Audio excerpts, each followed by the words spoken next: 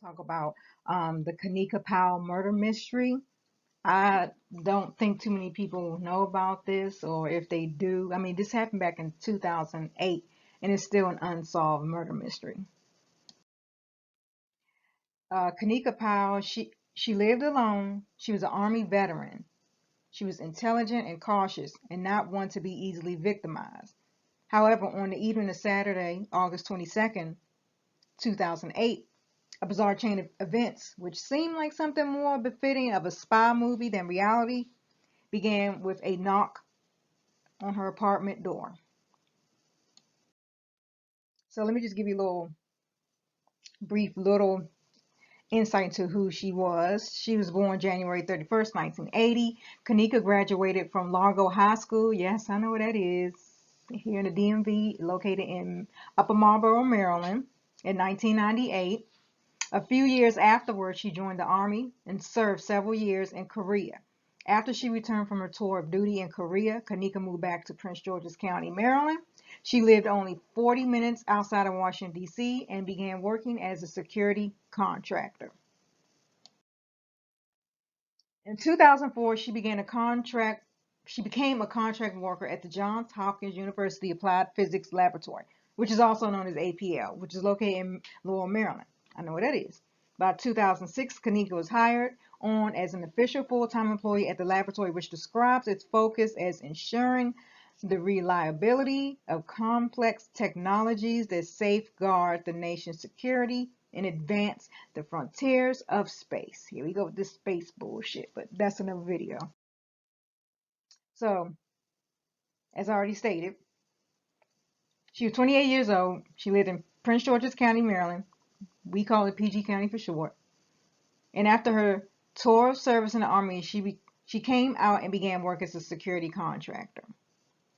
And she found work at Johns Hopkins University Applied Physics Laboratory. 2 years after working as a contractor, she was hired on as a full-time employee. And her job required a top secret classification, which she did have. And she was involved in securing projects related to the national security in conjunction with the Department of Homeland Security.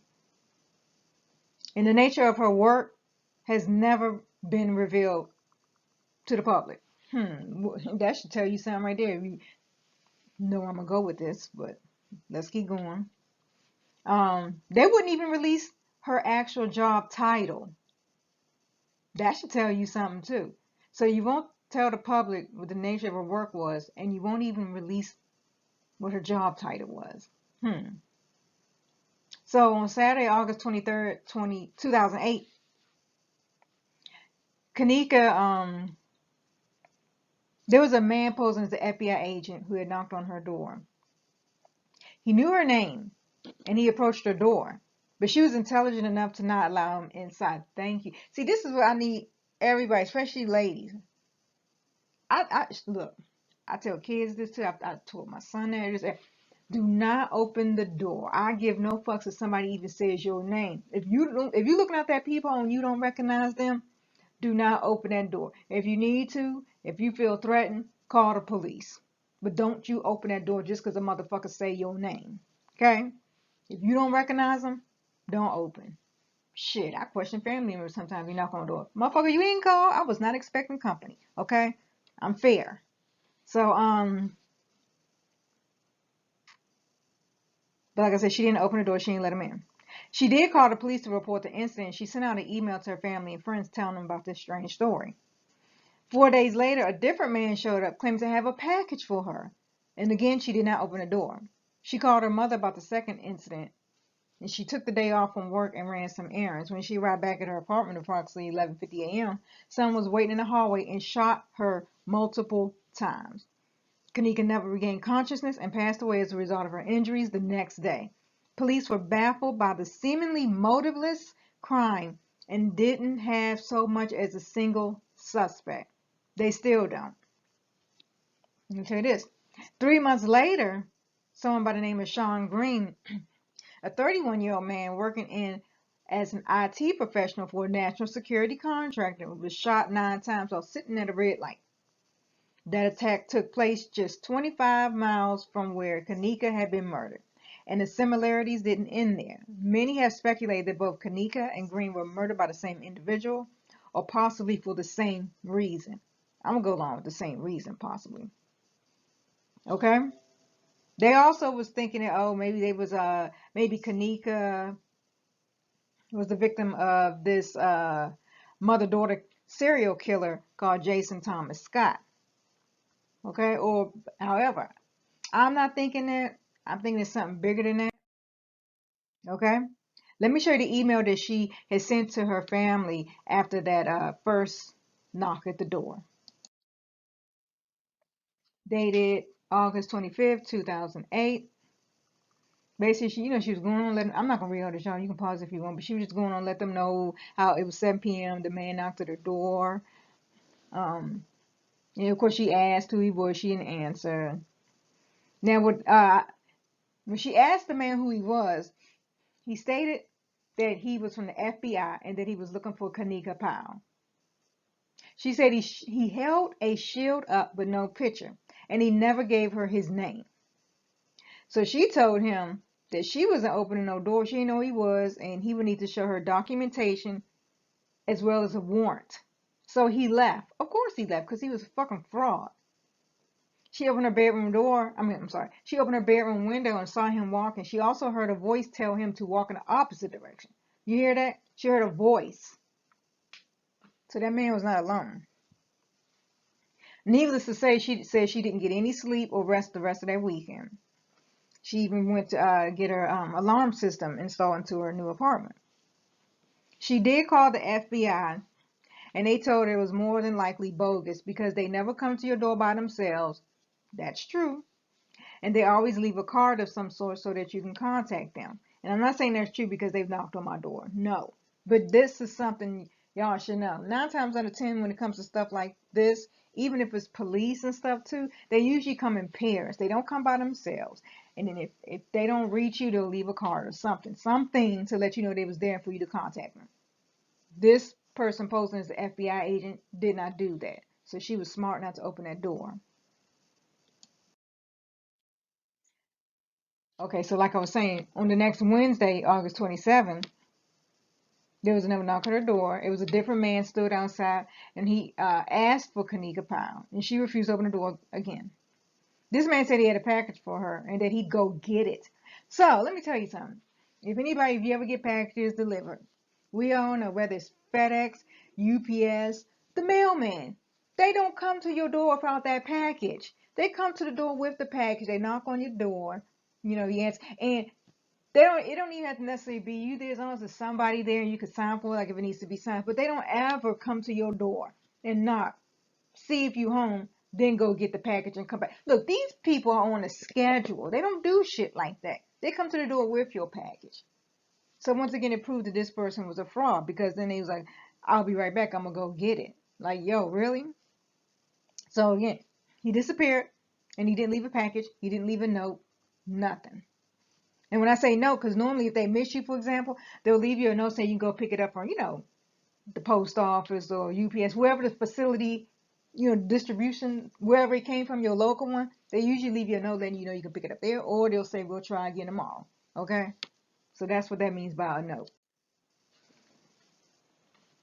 So she called him over the next morning, letting her know that somebody knocked at her door again about a package, and she was like, it's 7:30 in the morning. Who delivers packages this early? Exactly. Um, Her mother said that by this point Kanika felt targeted. Exactly, I would too. And she was no longer convinced that she was the random victim of a scam. She was going out of town the next day. Like I already said, that's why she had took off. And because she wanted to do errands during the daytime, so she wasn't running around in the dark, because she wanted to be able to get back home safely. I understand that too. However, tragically, upon returning home to her apartment around 11:50 a.m., this was broad fucking daylight. Someone was waiting in the hallway and opened fire. She didn't have a fucking chance. They was waiting in the hallway and opened fire, riddling her with bullets. She was shot several times with a handgun, which authorities confirmed was never recovered. And according to media reports, her keys and wallet, another keys and wallet, were found next to her body. So robbery was definitely not the case. Because what they mean by that is, ding, ding, ding, you killed, but your valuables are left. So clearly, it was definitely a plan. Whether it was a professional hit or whatever the case may be, it was planned. And unfortunately, she died from her injuries the next day, which was on Friday, August 29th.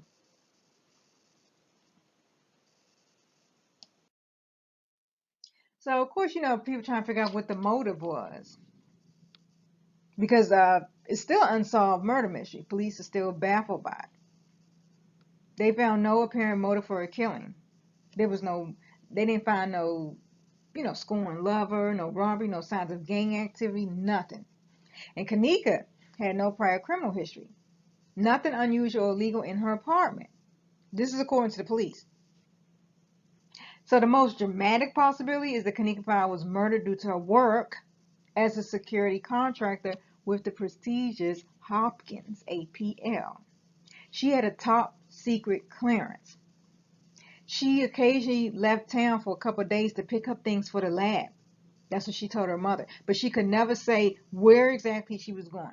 I know that's true because I have a cousin with that type of security clearance, and we don't even know her fucking job title, and we don't even know what she do. We just know it's dealing with computers and shit like that. That's it. We don't know shit else. So I definitely, that just, see, this is why I couldn't have that type of clearance. To not be able to tell nobody, not even your mother, I don't know how these people do it. Um, but her mother said the Kanika's job had something to do with military, and she'd fly to California and Florida. Her mother also mentioned that Kanika said there were two men during the visit from the fake FBI agent. So a spokesman for the lab told reporters that it was premature to speculate on whether Kanika's death had any connection to her work. Where else did we hear that before about work? However, he also refused to specify the lab that Kanika worked in or her title, citing the nature of work. What exactly was her work? However, police told reporters they don't believe her job was a motive. How the fuck can you not even say that at this point when even where she was, no one will tell you what she was doing. No one told you the title, nothing. They wouldn't even tell the nature, nothing. So how can you say the job is not the motive when this person was squeaky clean? No record, nothing, top secure. You don't get a top secret security clearance without having a clean record, like squeaky. You can't have a misdemeanor, none of that shit. You gotta be squeaky clean. So how can they say they don't believe it was related to her work?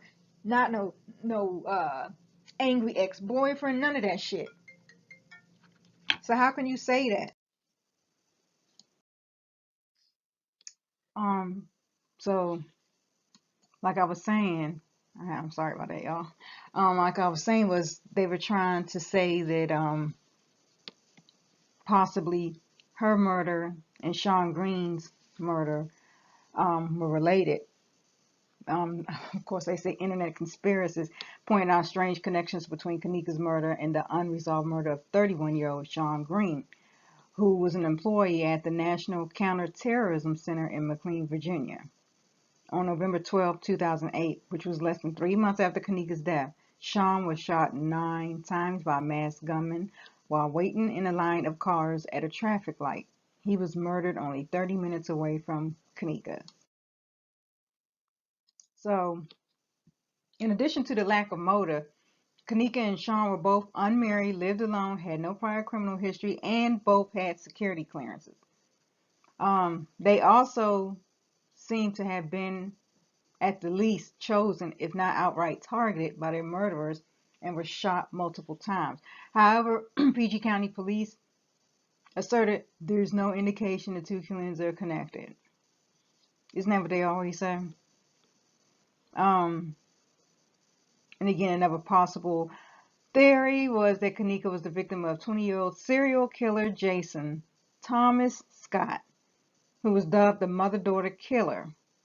And he was active between June 2008 and March 2009 in PG County, Maryland.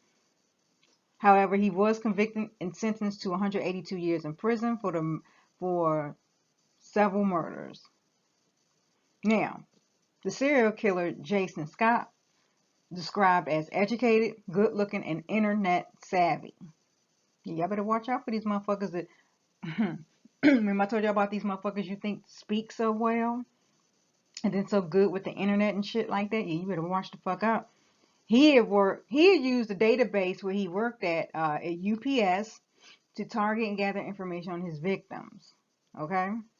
Now here's a federal prosecutor's details of Jason's crimes. He said that evidence showed that Scott started committing burglaries at a young age. Then he graduated to home invasion robberies in 2008. And many of the crimes were committed with accomplices, but Scott committed some crimes by himself. He would do things such as cut phone lines to disable alarm systems, and he gained entry through unlocked windows or by smashing glass windows and doors.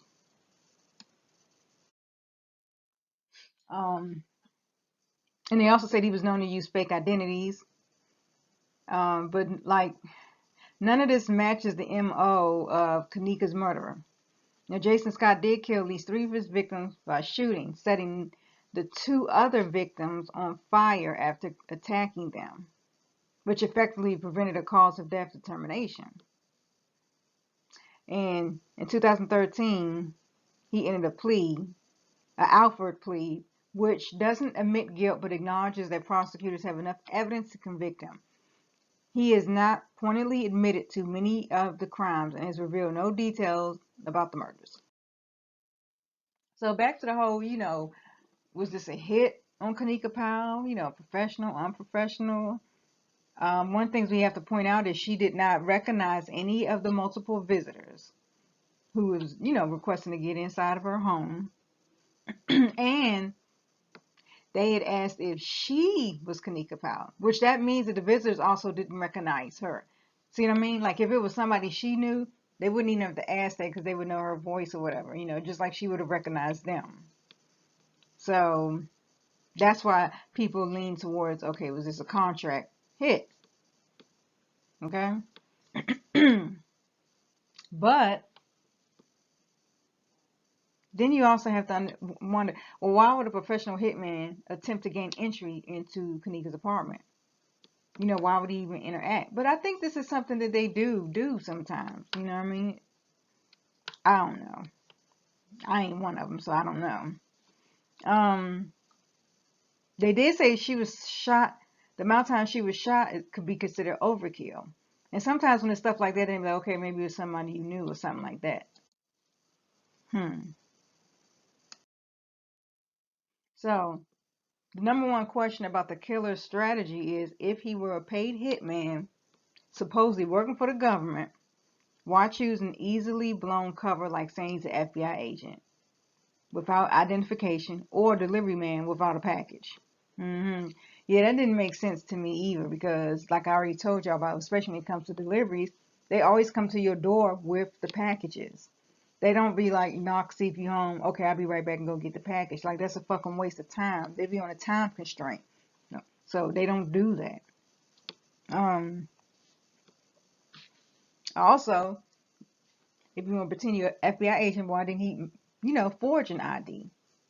Didn't do any of that. Now, her mother described her as feisty, fast, adorable. And Kanika's family and friends say they cannot fathom a reason for the killing. Her mother further stated that her daughter, Kanika, was living a normal life, so it doesn't add up. Somebody knows something, and they're holding on to it, and we don't know why. End quote. This reminds me of Timothy Cunningham, who went missing on February 12th, 2018. Remember this? Because his family described him as a loving, brilliant, and responsible young man, and his sudden disappearance is highly irregular and out of his character. Now, let's talk about what she did. Kanika Powell, her work required a top secret classification, and she was involved in securing projects related to national security in conjunction with Department of Homeland Security. And remember I stated, she was a The nature of her work has never been revealed for the public. And though the lab did confirm that she worked there, they were not released, not even what her job title was. Military. Same with Timothy Cunningham. He was a commander in the United States Public Health Service. He worked on teams that responded to the Ebola and Zika crisis. He attended Harvard and Morehouse College. He left work early on February 12th because he allegedly was not feeling well. See, we going by what the fuck they said. We don't know if that's true. He was officially reported missing February 14th.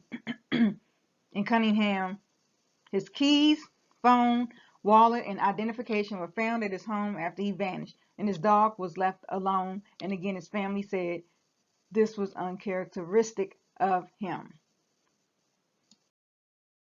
Oh, and FYI, Kanika Powell, there is a $25,000 reward out, cash reward. And this has been since 2008. It has not been solved yet.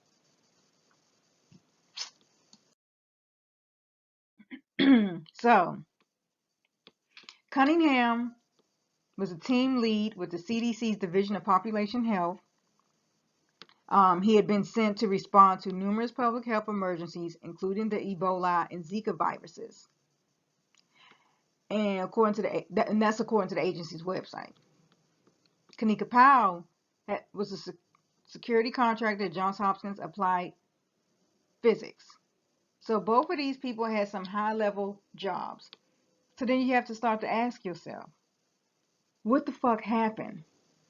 Did they see something or know something? Did they say that they was gonna, be a whistleblower, for example? Did they hint that they was gonna reveal what was going on? Like, did they see some shady shit? Because even though she didn't disappear, she was still killed. And y'all, we in 2018, so it's been 10 years, and her murder still has not been solved. And from the information that she left before she was killed, it's like, what the fuck?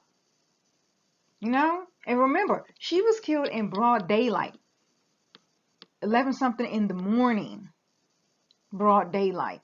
Everybody not at work, 11 something in the morning. So nobody didn't see shit.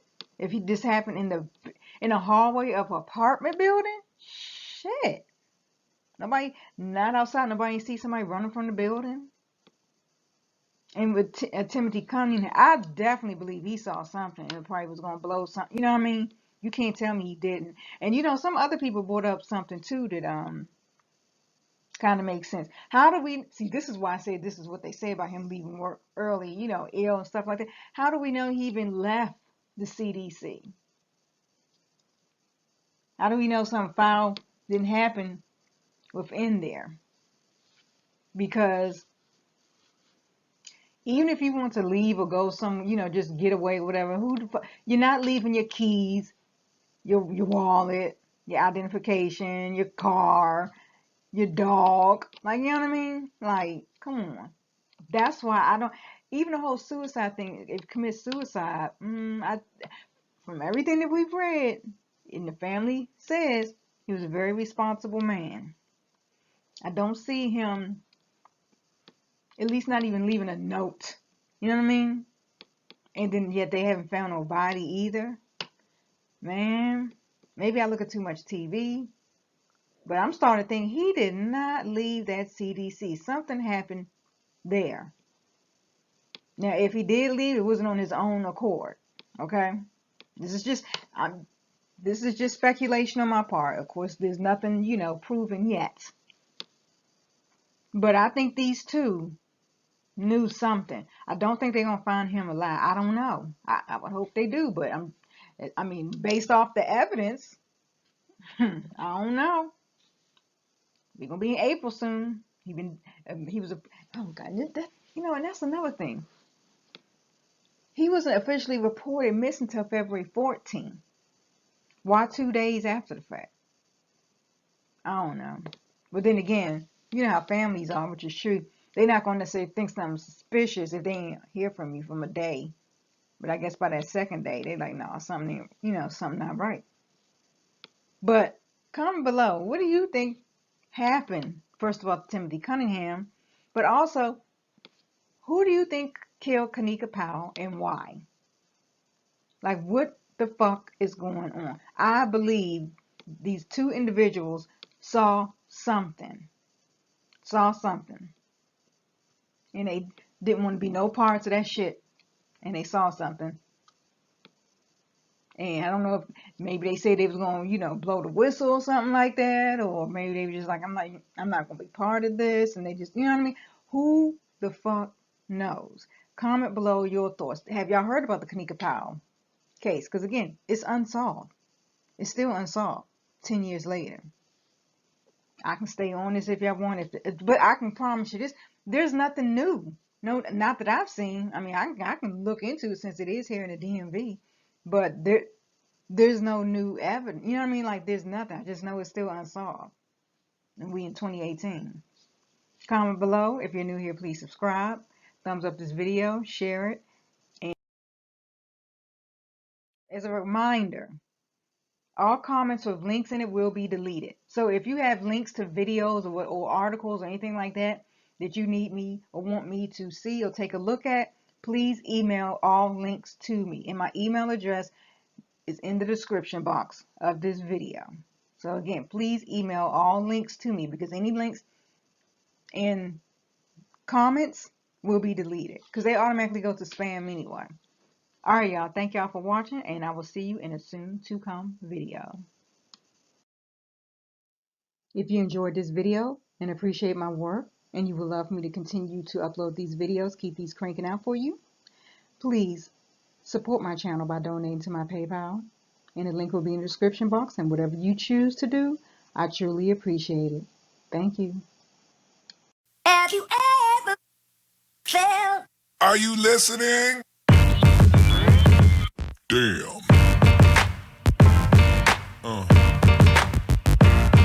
Yeah.